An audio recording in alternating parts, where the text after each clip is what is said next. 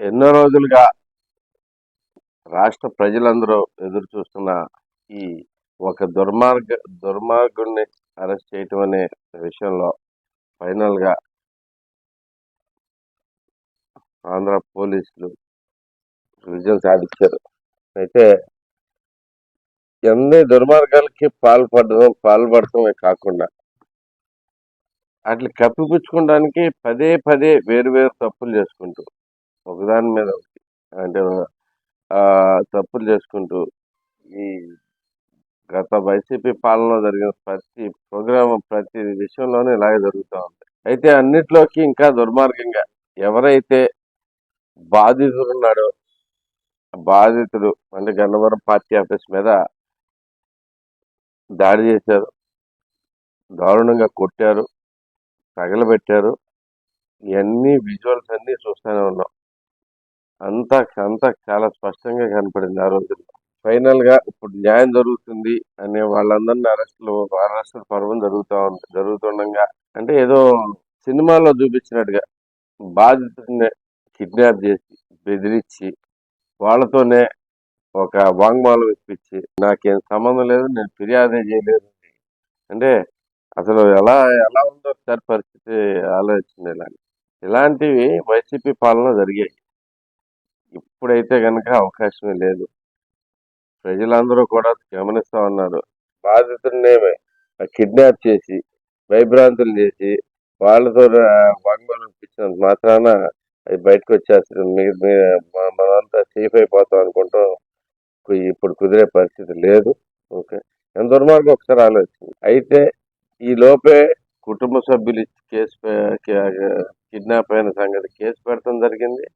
దాని మీద పోలీసులు ఇన్వెస్టిగేషన్ చేశారు. ఇమీడియట్ గా వెంటనే అరెస్ట్ చేయడం జరిగింది. సత్వర న్యాయం అంటే ఇలా జరుగుతుంది. నిజంగా ఎవరికైనా పాపం పడే టైం వస్తుంది ప్రతి ఒక్కళ్ళకి. ఇది నిజంగా దుర్మార్గం మీద పోలీసులు పైచే సాధించారు. ఇలాంటివి అనేకం జరగబోతున్నాయి. ఈ ప్రభుత్వం వచ్చిన తర్వాత ఏదో ఒక అరెస్ట్ చేయాలని ఎవరినో బాగా హింసించాలని చూడట్లేదు. ఎప్పుడైతే నిజంగా అన్యాయం జరిగిందో దాని మీద పూర్తి ఆధారాలు ఉన్నాయో ఆధారాలను బట్టి అరెస్టులు కానీ మిగతా కేసులు పెట్టడం కానీ జరుగుతూ ఉంది. సో తప్పకుండా మిగతా అన్ని చోట్ల కూడా ఇదే న్యాయం జరుగుతుంది అని చెప్పేసి మా గుడివాడ ప్రజలు కూడా ఎదురు చూస్తూ ఉన్నారు. దాని గురించి కూడా అతి త్వరలోనే న్యాయం జరుగుతుందని ఆశిస్తా ఉన్నాం. Thank you very much. Red book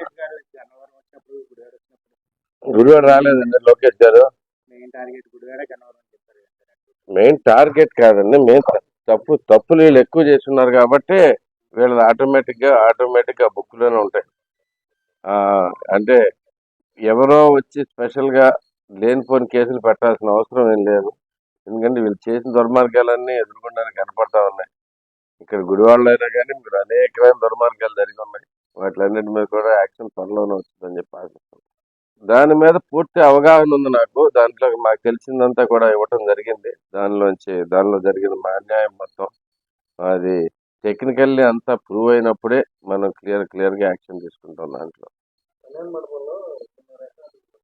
దాని మీద కూడా కంప్లైంట్ ఇచ్చి ఉన్నాను నేను. సో బాధితులందరికీ ప్రతి ఒక్కటి బయటకు వచ్చేస్తుంది.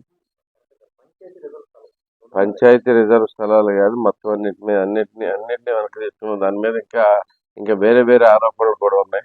వాటిలన్నిటి మీద కూడా విచారణ చేయాలని చెప్పి అడిగాను. సో దాని మీద కూడా త్వరలోనే విచారణ స్టార్ట్ అవుతుందని ఆశిస్తున్నాను. మొత్తం మీద కూడా యాక్షన్ తీసుకోవడానికి మన మధ్య క్లియర్ గా స్టార్ట్ చేసుకుని వస్తున్నారు. జరిగిన ప్రతి అన్యాయాన్ని ఒక పద్ధతి ప్రకారం చూసుకుంటా, అంటే ఏదో జరిగిందని ఆరోపణలు రాగానే ఆరోపణల మీద పని చేసుకుంటూ కాకుండా ప్రతి విషయాన్ని కూలంకషంగా క్లియర్ గా అర్థం చేసుకుని దాంట్లో ఏం తప్పు ఉంది, ఎలా చేసి ఉండాల్సింది, ఎందుకు చేశారు అనేది కూడా పూర్తి అవగాహన తోటి చేయబోతున్నాం. వీటన్నిటి మీద యాక్షన్ ఉంటుంది త్వరలో.